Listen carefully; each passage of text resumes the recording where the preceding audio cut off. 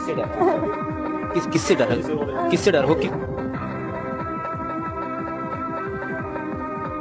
हाँ, तो ये लोग धर्म परिवर्तन हमारी लड़की का कर रहे थे कि तुम मुसलमान बन जाओ और हमारे साथ निकाह कर दो। जब हम लोग वहाँ पर बारिश होने लगी, मौका पाए तो हम बाप बेटी वहाँ से भाग निकले। तब ये लोग हमको ढूंढने लगे तो हम लोग घर छोड़ के भाग गए। और घर छोड़ के भागने के बाद हम लोग 1 साल तक नहीं आए यहाँ पर। हमको शासन प्रशासन ढूंढ के लाया। ये राजाराम वर्मा है, पेशे से मजदूर है और एक बेटी का बाप है।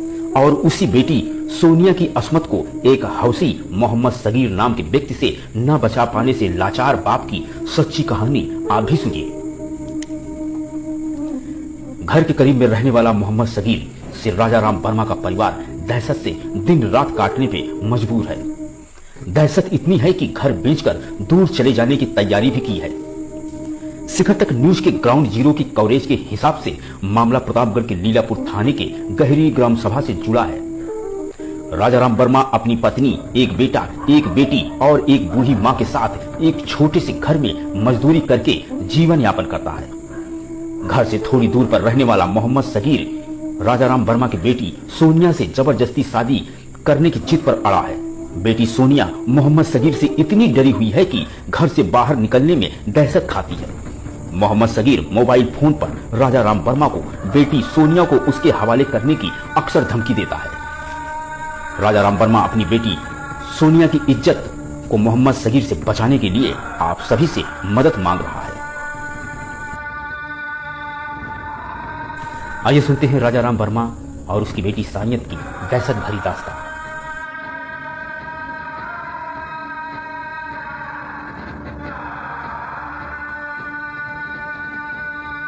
सर जी, हमारी लड़की के साथ में ऐसी ऐसी हरकत किया सगीर नाम का लड़का। ये क्यों लिखा?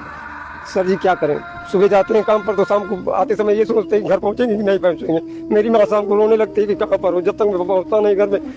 सरेआम गाली दे रहा है वो लड़का। कौन नाम बताइए? सगीर। क्या कारण, क्यों गाली दे रहा है? गाली दे रहा है, कहता है कि हमारे साथ में उस लड़की कोर्ट मैरिज कर दो, हमारे साथ में शादी नहीं करोगे तो मैं जान से मार दूंगा। क्या करें सर जी, मैं हिंदू हूँ और वो मुसलमान जबरदस्ती ऐसा करेगा। उसका बाप कहता है कि ऐसे नहीं मानेगा, अगर सुलहनामा लग गया तो 4 लाठी मारूंगा खदेड़ के।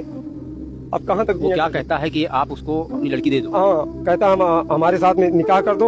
और जब ये केस, ये वीडियो वायरल हुआ उसके बाद मुझको पता लगा गांव के। कौन सा वीडियो वायरल?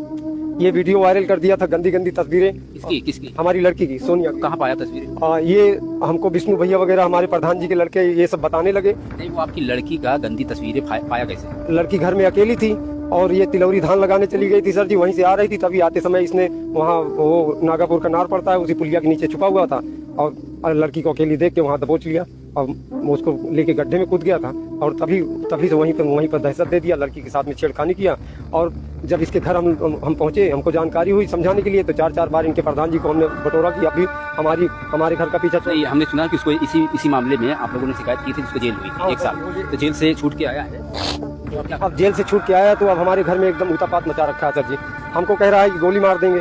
अब माँ बहन की गाली दे रहा है, लड़की को कहता है कि धमकी दे रहा है, कहता है कि जैसे गाय गोरू काट के खा जाता हूँ वैसे तुमको काट के खा जाऊंगा। अब मादरचोद तुमको बताता हूँ। अब फिर मोबाइल पे फोन किया और कहता है कि मादरचोद तुम्हारा वीडियो वायरल कर दूंगा। ऐसी ऐसी गंदी तस्वीरें और ऐसी ऐसी हरकतबाजी या धमकी हमारे मोबाइल पे सब रिकॉर्ड है सर जी। सुनाए?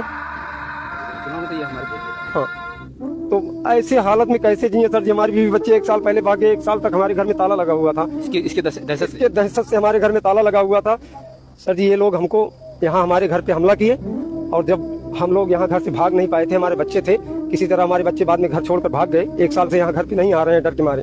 और ये हमको, हमारी लड़की को ये लोग मोटरसाइकिल से लेके आए 10-12 आदमी, और इसका बहनोई बहन, इसका भाई और इसका बाप, सब ये लोग मोटरसाइकिल से आए। हमारी लड़की को यहीं दरवाजे के सामने से पूरा गांव देखता रहा, लेकिन कोई डर के मारा। इस गांव की इतनी दहशत है। धर परिवर्तन ये लोग बोले कि चलो थाने, वहाँ सुलही लगवा दो।